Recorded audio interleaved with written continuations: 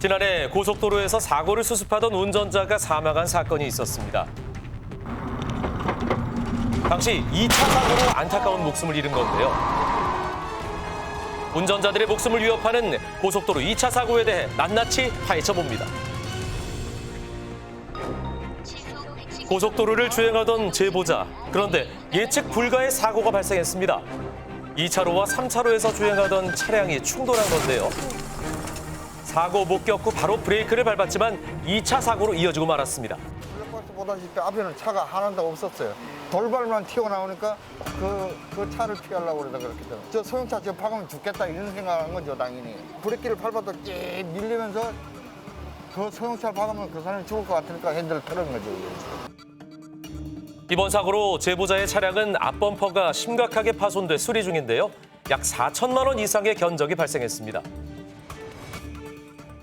이번 사고에 대해 과실 비율은 어떻게 얘기되고 있습니까? 내가 이제 뒤에 박았다고 자기는 100% 자기 내가 과실이라고 강하게 주장을 하니까 8대1로 하면 안 되냐 이런 식으로 얘기를 하는 거예요. 제보자에게 20분 잘못이 있다고요?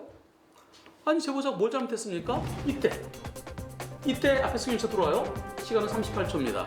그럼 사고 날 때까지 몇 초 걸리나 보겠습니다. 꽉! 12초. 최고 속도가 90이에요. 보통 한 80에서 90 사이로 가죠.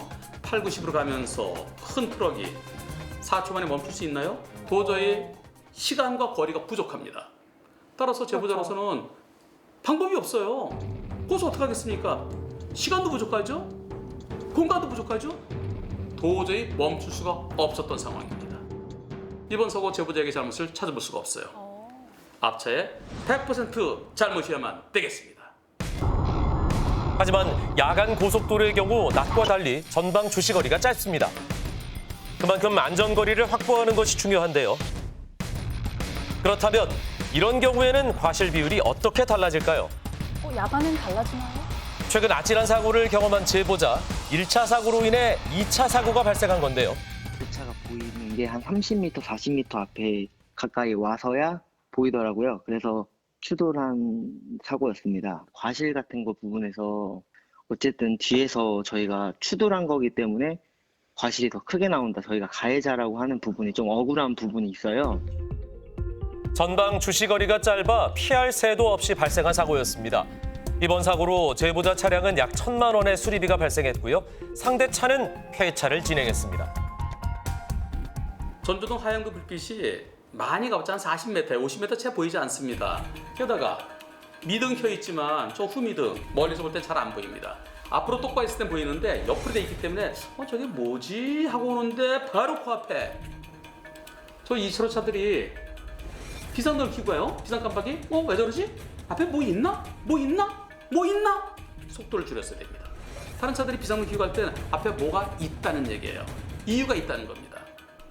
이번 사고 앞차 잘못이 더 커야 옳아 보이고요. 앞차 6, 70, 제보자 3, 40 정도로 보이고요.